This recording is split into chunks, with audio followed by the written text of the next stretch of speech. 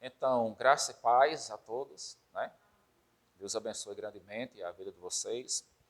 A gente vai dar continuidade ao nosso estudo hoje sobre a igreja primitiva e indo para o finalzinho do estudo. Nos sentimos muito abençoados com essas mensagens, né? Eu creio que vocês estão acompanhando, estão compartilhando, e isso é importante para a nossa evangelização. Nós estamos aí na penúltima página, onde o tema fala sobre o novo Israel, certo? Existem algumas questões que nós vamos trabalhar sobre isso, por quê? Porque esse é um ponto muito importante para a igreja, né? Nós compreendermos se a igreja ela é de fato o novo Israel de Deus, e nesse caso ela assume todos os papéis de evangelização, todos os papéis espirituais, ela se apropria de todas as graças de Deus que foram prometidas a Israel, e isso se cumpre na igreja, ou se existe um plano diferencial de Deus, onde ele divide Israel como um projeto de salvação e a igreja como outro projeto de salvação. Nessa apostila, o autor ele mostra que Deus, em todos os tempos, ele teve um só povo, né? Que a igreja do Senhor, ela passou por dispensações diferentes, Deus teve maneiras diferentes de tratar com a igreja em cada época, em cada dispensação, mas que todo o povo de Deus, desde Adão, né, desde o Éden, quando Deus perdoou Adão e Eva ali, sacrificou o cordeiro, vestiu a eles da pele do cordeiro, né, e fez a promessa do Salvador, quando ele faz a diferença entre a descendência da serpente e a descendência da mulher. Né? Isso é colocado por esse autor, que é Louis Berkhoff, no seu livro Manual de Doutrina Cristã. Ele concorda com esse autor da apostila, que em todos os tempos Deus teve apenas um povo. Então, Israel também é igreja. O período patriarcal era igreja. E aí ele vai defender que a igreja ela está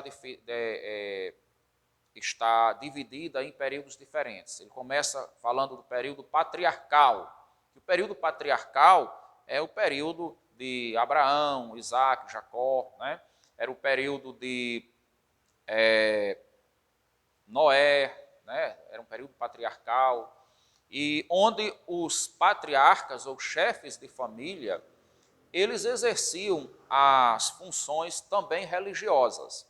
Então, nessa época, a igreja ela era vista como famílias. Cada família representava uma igreja.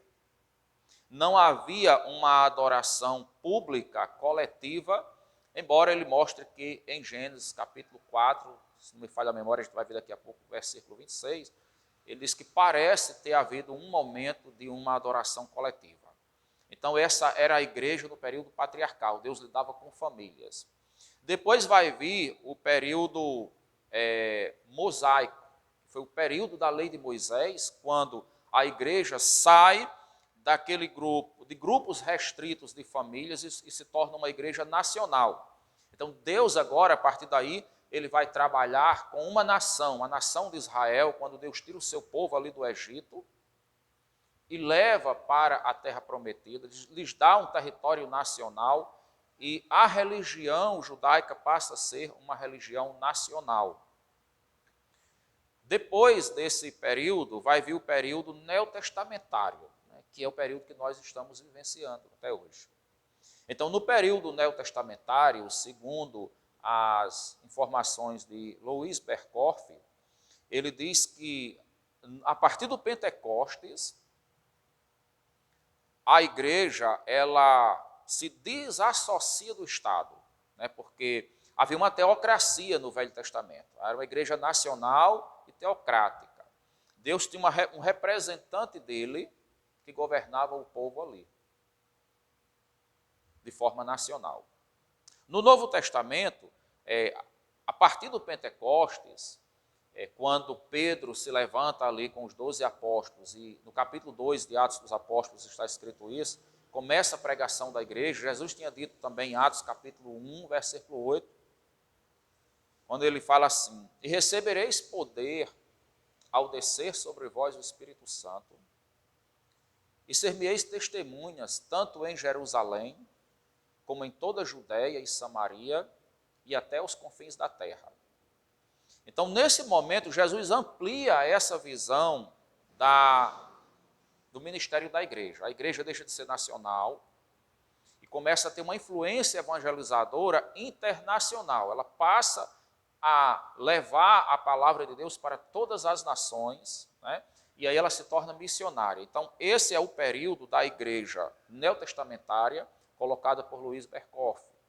Então, é uma outra dispensação onde nós, como igreja agora, estamos pregando o evangelho para todas as nações, e quando Jesus vier buscar, ele vai considerar em todos esses tempos as pessoas que se converteram em todas essas três dispensações: a dispensação patriarcal, a mosaica e a neotestamentária, um só povo. Mas esse pensamento não é unânime. Existe um outro pensamento, né, que as duas linhas têm muitos autores, e quem traz um novo conceito é esse autor aqui, a H.L. Redkup, no livro Eventos Futuros, o porvir, né, segundo as profecias da palavra de Deus. Então é um livro muito importante, que ele traz uma nova maneira de pensar.